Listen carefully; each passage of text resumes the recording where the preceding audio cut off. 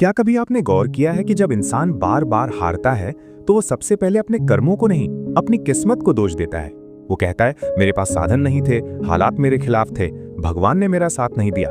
लेकिन कभी ये नहीं पूछता कि क्या मैंने सही समय पर सही काम किया था, क्या मेरी मेहनत सही दिशा में थी।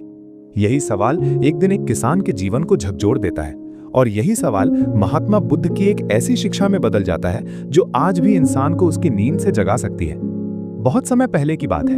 एक समृद्ध नगर के बाहर महात्मा बुद्ध अपने शिष्यों के साथ ठहरे हुए थे। तभी एक किसान वहां आया।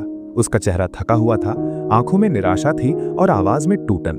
उसने बुद्ध के सामने हाथ जोड़कर कहा, हे तथागत, मैं हार गया हूं। मेरी किस्मत ने मेरा साथ छोड़ दिया है। मैं जितनी मेहनत करता हूं उतना ही असफल होता हूं। बुद्ध ने उसकी आंखों में देखा और शांत स्वर में कहा, बैठो, पहले ये बताओ कि तुम्हें ऐसा क्यों लगता है कि तुम्हारी किस्मत खराब है।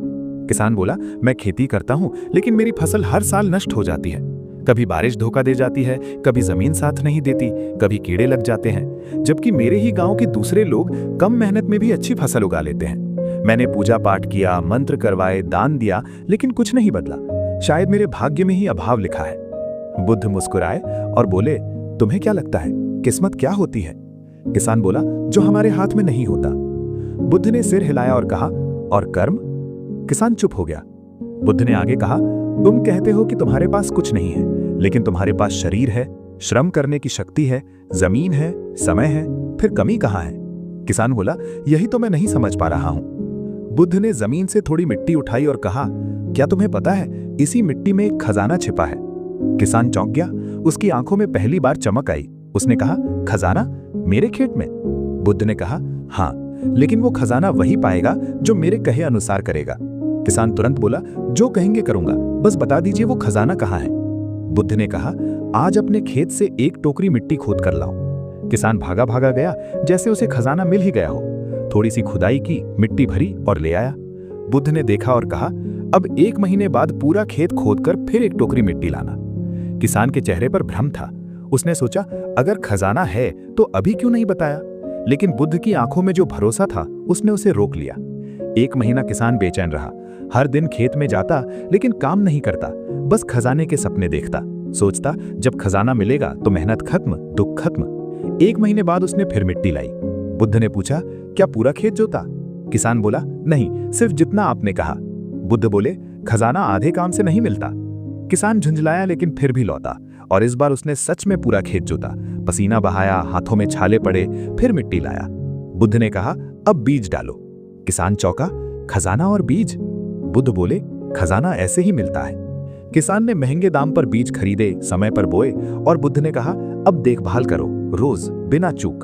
किसान ने पहली बार अपने खेत को सच में देखा, पानी दिया, कीड़े हटाए, समय पर काम किया, और धीरे धीरे उसका ध्यान खजाने से हटकर खेत पर आ गया। समय बीता और वही खेत जो हर साल धोखा देता था, इस बार लहलहा उठा। फसल इतनी अच्छी थी कि पूरे गांव में चर्चा हो गई। किसान रो पड़ा। वो समझ गया कि खजाना जमीन के नीचे नहीं, उसके कर्मों के भीतर था। वो बुद्ध के पास गया और बोला, अब समझ आया, मेरी किस्मत खराब नहीं थी, मेरा काम गलत था। बुद्ध ने कहा, यही सत्य है। इंसान भाग्य को दोष देता है ताकि उसे मेहनत की जिम्मेदारी न लेनी पड़े। किसान ने सिर झुका लिया और उसी क्षण उसकी सोच बदल चुकी थी। लेकिन यह बदलाव अभी पूरा नहीं हुआ था, क्योंकि बुद्ध की असली परीक्षा अभी बाकी थी। जब किसान पूरी तरह अपने खेत की देखभाल में जुट गया तो पहली बार उसके जीवन में कुछ बदला हुआ महसूस होने लगा। अब वो केवल खजाने के बारे में नहीं सोचता था, बल्कि हर सुबह उठकर ये देखता कि पौधों की पत्तियां कैसी हैं, मिट्टी में नमी है या नहीं, कहीं कीड़े तो नहीं लग गए। और यहीं से उसकी सोच बदलनी शुरू हुई, क्योंकि पहली बार वो परिणाम नहीं बल्कि प्रक्रिया से जुड़ गया था। समय बीतता गया और किसान ने देखा कि जिन खेतों को वो पहले अपशगुन मानता था, वही खेत अब सबसे हरे भरे दिखने लगे थे। गांव वाले जो कभी उसकी किस्मत पर हंसते थे, अब उसके खेतों के पास आकर खड़े होकर देखने लगे थे, और उनके मन में एक ही सवाल था कि जिस आदमी की फसल हर साल खराब हो जाती थी, आज उसी के खेत कैसे चमक रहे हैं। लेकिन किसान अब भी भीतर से बेचैन था, क्योंकि उसे अब तक कोई सोने चांदी का खजाना नहीं मिला था। एक रात वो बेचैनी में महात्मा बुद्ध के पास पहुंचा और बोला, हे तथागत, मैंने आपकी हर बात मानी, मैंने खेत जोता, बीज डाले, मेहनत की, फिर भी मुझे खजाना दिखाई नहीं दे रहा। क्या मैं फिर से कुछ गलत कर रहा हूं? तब बुद्ध ने गहरी आंखों से उसकी ओर देखा और कहा, भंते, तुम्हारी समस्या अभी भी वही है। तुम आज भी खजाने को जमीन में ढूंढ रहे हो, जबकि वो जमीन के ऊपर उग चुका है। ये सुनकर किसान चौंक गया, लेकिन वो समझ नहीं पाया। बुद्ध ने आगे कहा, जिस दिन तुम परिणाम से ज्यादा अपने कर्म से प्रेम करने लगोगे, उसी दिन तुम्हें खजाना दिखाई देगा।